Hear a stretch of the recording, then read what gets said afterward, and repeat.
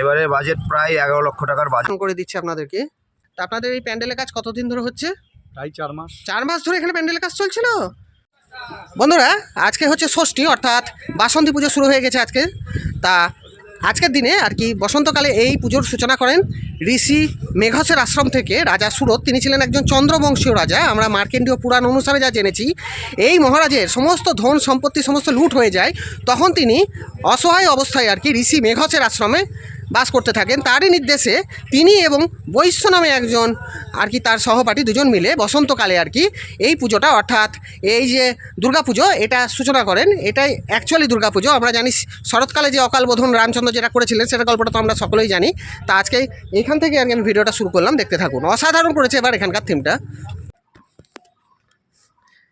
দেখুন এখানে এই যে কত সুন্দর করেছে, দেখুন আগে প্রতিমাটা আপনাদেরকে দেখায়। মায়ের চোখটা দেখুন, একবারে রেগে আগুন, মহিষাসুরকে বধ করছে মা, দেখতেই পেরেছেন। পাশে লক্ষ্মী, সরস্বতী, কার্তিক, গণেশ পাশাপাশি। আচ্ছা, এই আপনজন ক্লাবের সহ সম্পাদক মনোবেশ বিশ্বাসবাবু এখানকার পুজোর ব্যাপারে কয়েকটা কথা আপনাদেরকে বলছে। কখন ষষ্ঠী লাগবে, সপ্তমী কখন, পুরোটাই আপনারা জেনে যাবেন। বলুন স্যার, এখানকার পুজোর ব্যাপারে কয়েকটা কথা বলুন।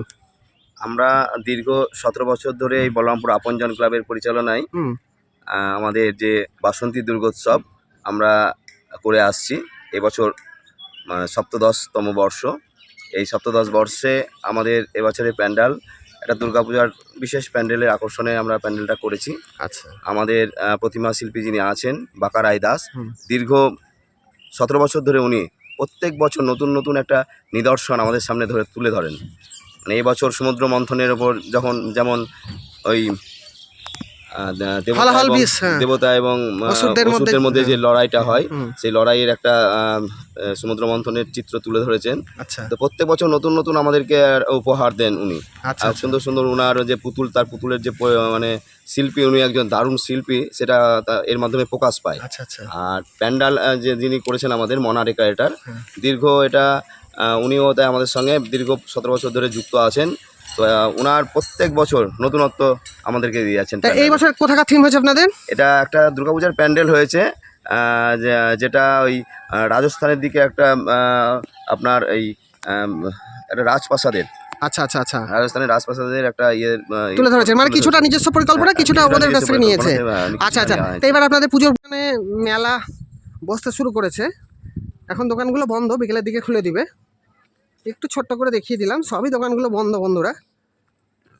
এই যে সবই বন্ধ দেখতে পেয়েছি, একটু দেখালাম, বেশি দেখালাম না। বাচ্চাদের বিভিন্ন রাইডসও এসছে। এই দেখো এখানে বাচ্চারা ভিতরে ঢুকে লাফায়। দেখো ছোট ছোট গাড়ি এসছে।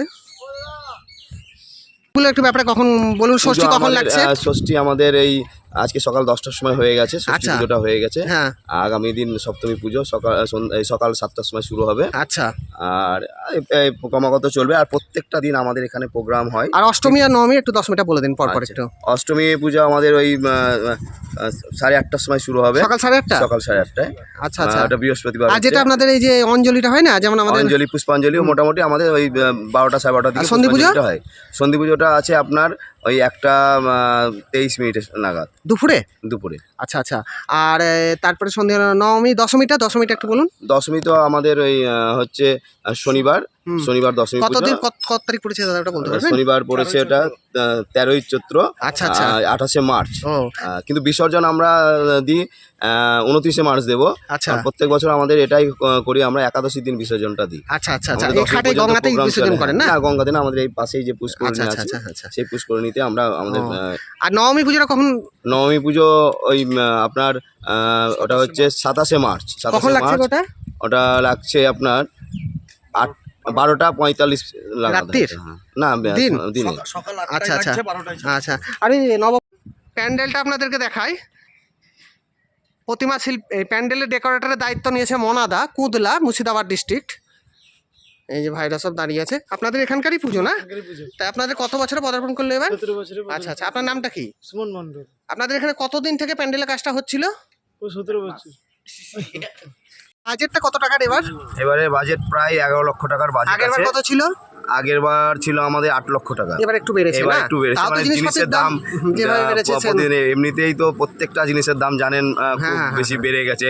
কারণ এখনকার যা যুদ্ধের পরিস্থিতি চলছে, সেই যুদ্ধের পরিস্থিতিকে সামনে রেখে এখন জিনিসপত্রের দাম বেড়েছে। সেই সঙ্গে লেবার মিস্ত্রি থেকে আরম্ভ করে প্রতিমা শিল্পী, প্রতিমা, তারপরে বিভিন্ন প্রোগ্রাম, সব জিনিসেরই তো দাম প্রত্যেকের বেশি। দাম বেশি অনেকটা বাড়ার জন্য আমরা। দাদার নাম কি? আমার নাম পিন্টু মন্ডল। আচ্ছা, এখানকারই বাসিন্দা তো? হ্যাঁ, আচ্ছা আচ্ছা, এই পিন্টু দাস সঙ্গে দাদা, তোমার নাম? সুমন মন্ডল। আচ্ছা আচ্ছা, কাকার নাম কি? আমার সঞ্জয় মন্ডল। আচ্ছা, সব এখানে থাকেন তো? তো ধন্যবাদ। এই আপনাদের এখানকার পথ নির্দেশটা একটু বলুন, কি করে আসবে? আমাদের পথ নির্দেশ খুব সহজ। আমাদের পাশেই নিউ বলরামপুর হল স্টেশন আছে। আচ্ছা। নিউ বলরামপুর হল স্টেশনে যে কোনো স্টেশন থেকে আসতে পারে। একদম স্টেশন থেকে নেমেই হ্যাঁ। আমাদের পুরো টোটাল লাইটিং, একদম টোটাল গ্রামটাতে একদম লাইটিং এবং মাইকিং আচ্ছা। দুটোই করা হয়ে আছে। হ্যাঁ। তো আসলেই মানে স্টেশনে নামলেই তাদের প্রত্যেকটা কথা কানে চলে যাবে। আচ্ছা আচ্ছা, এবং টোটোওয়ালাকে বলি এখানে নিয়ে চলে আর আসবে। টোটো, আমাদের টোটো স্ট্যান্ড আছে এখান থেকে। টোটো কত কিলোমিটার ওটা? এখান থেকে টোটো বেশি না, এটা 200 মিটার হবে।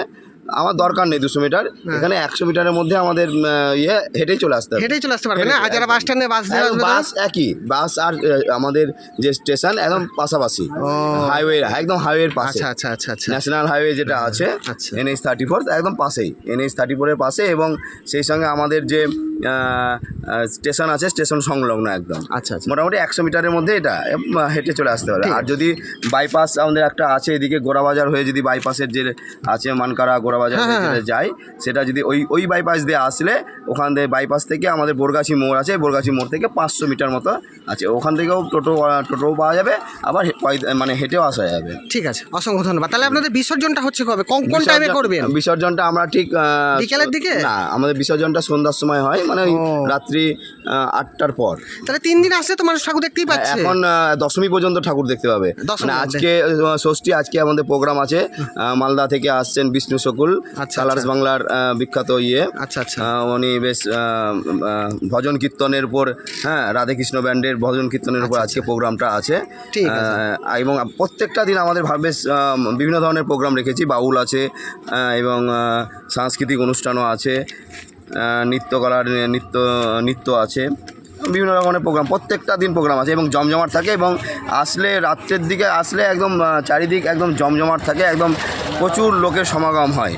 মেলাটা, এখানে মেলাটাও বসেছে, আপনার পাশে দেখতে হ্যাঁ, পাবেন। দেখলাম আমি। হ্যাঁ, এবং এটা আমরা যে দীর্ঘ 17 বছর ধরে করছি, আমাদের বলরামপুর এর নাম এই বাসন্তী পুজোর থেকেই সকলেই বেশি চেনে।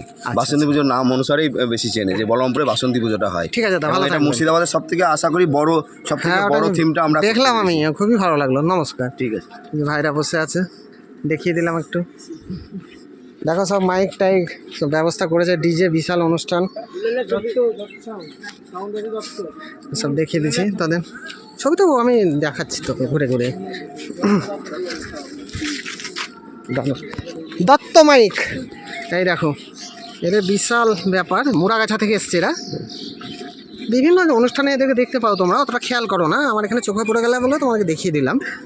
তো এইটা বলে না, বিশাল অনুষ্ঠান তো। ঠিক আছে দাদা, ভালো থাকবে না।